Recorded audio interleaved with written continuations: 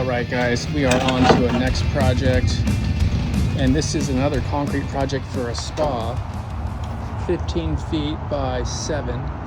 Instead of tearing up all this concrete and pavers, we're going to go right over the top with a thinner coat of concrete, and we're going to skim over it. We're going to add reinforcement.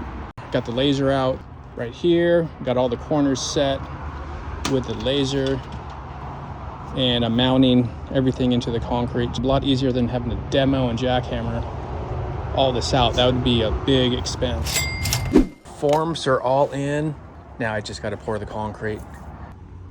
Okay guys, this is about 4 bags concrete, I think. See, we got it screeded across with a 2x4. I got it all screeded, and as it dries, you need to edge it and start troweling it, float it and trowel it, because it'll be too dry by the time it gets to the end. So you have to kind of finish it as you go. So I use the magnesium float and the edger all ready to here. Okay guys, here's a trick as well. I'm adding this water resistant acrylic resin admixture. Reduces permeability.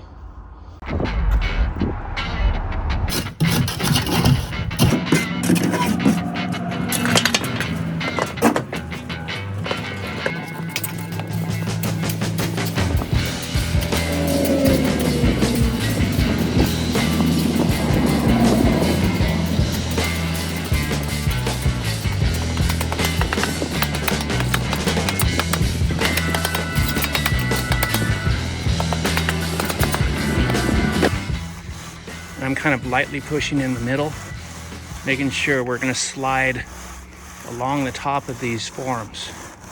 All right guys, we are down to the final troweling with our steel trowel, pool trowel with the rounded edges.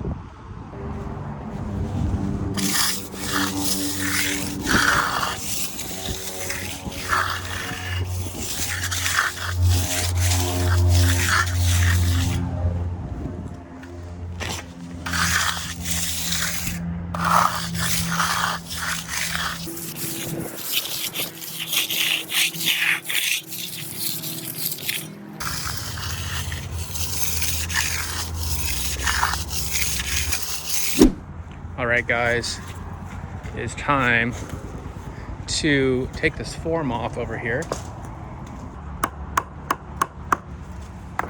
Okay, now simply we're gonna take this form off and move it back to this new mark right here. Okay, then we'll screw it in right there, and then over here, screw it in right there on that red mark. And then we're ready to go repeat the process.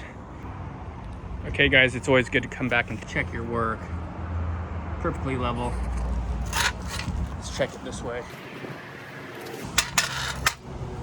What do we got here? Oh, perfect again. I'll have saved myself a lot of money.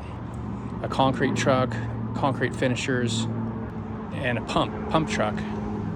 That could be like $2,000 just for those 3 things.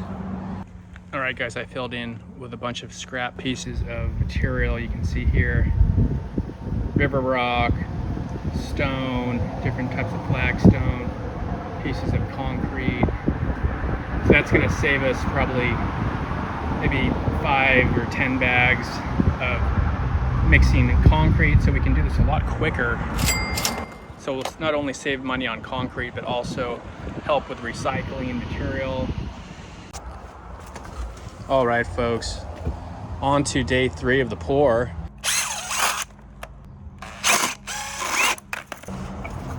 Look at this. Okay guys, one other tip. The first pour I did, I just went right over, kind of skimmed right over the top of these rocks and the rebar. And then I poured another mix right over the top, so we got another inch or so that can be poured all at once.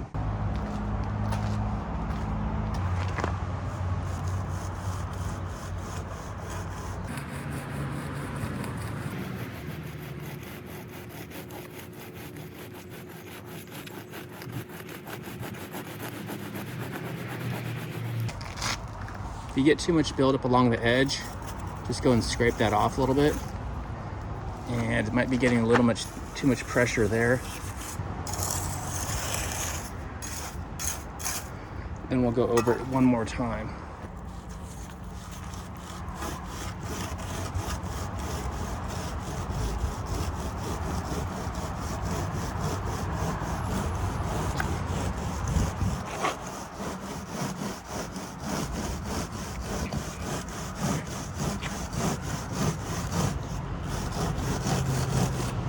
Okay, what I'll do also right here, this stuff dries pretty quick.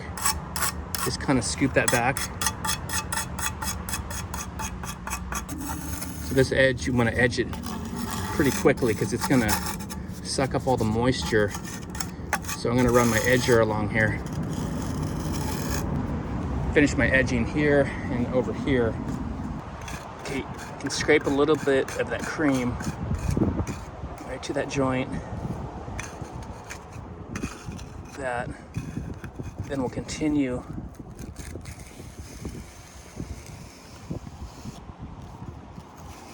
back and overlap.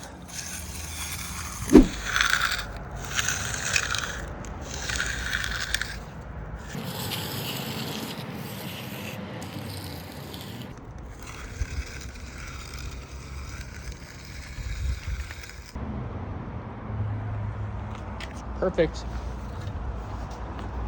Let's shake it this way.